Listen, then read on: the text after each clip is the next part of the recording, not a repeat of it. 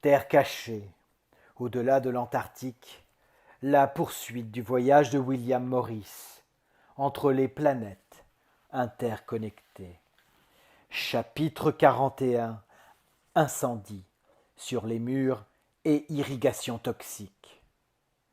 La pluie a commencé à tomber, goutte après goutte, qui s'est accumulée avec ma déception.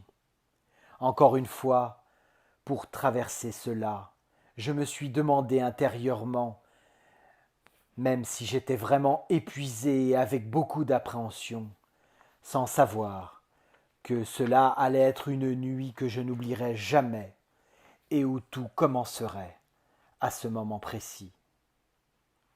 Les gouttes que cette supposée irrigation vénéneuse tombait à nouveau, mais cette fois, elles allaient être accompagnées. Les immenses colonnes qui divisaient nos contrées et les murailles qui les délimitaient commencèrent à s'enflammer complètement. Et cette irrigation, au lieu de l'éteindre, fit s'enflammer les flammes avec de plus en plus d'intensité et s'étendit rapidement.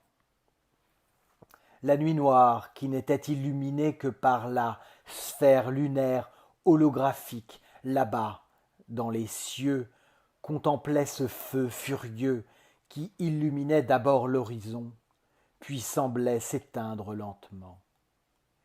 Tout cela était le signe avant-coureur d'une fin annoncée et que peu avaient su interpréter. J'ai essayé tant de fois de quitter ma maison. De ma fenêtre, j'ai vu le feu intense, puis l'arrosage soudain qui est tombé avec plus d'intensité dans certains projecteurs. Mais parmi la fumée, j'ai observé les ombres des vils arroseurs qui traversaient les champs d'un côté à l'autre. Ils faisaient du bruit comme des pattes d'insectes sous le bois.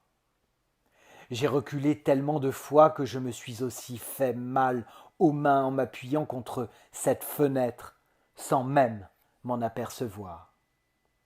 Je ne pouvais pas quitter mon père qui dormait dans la chambre à côté, sans même savoir ce qui se passait. Je l'ai su tout de suite. Je le craignais depuis le début de cet enfer.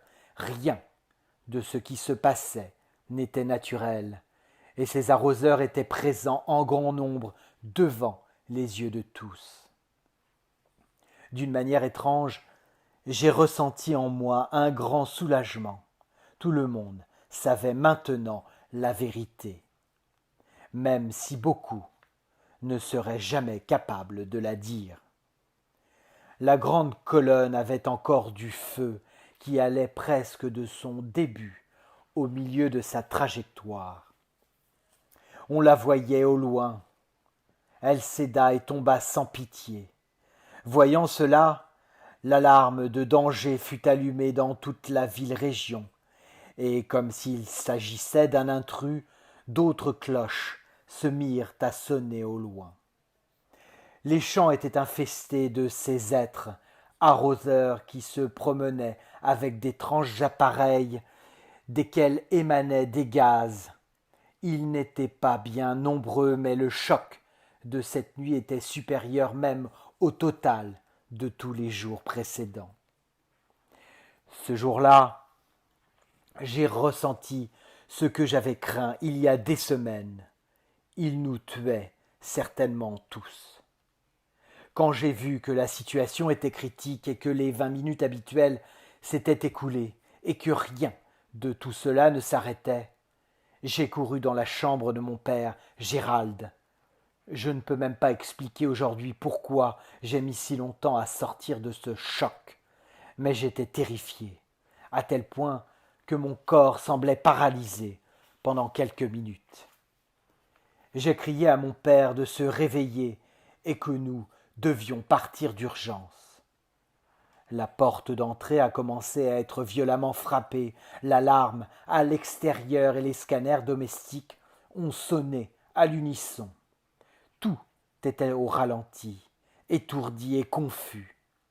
On pouvait voir que les arroseurs sont entrés dans notre maison.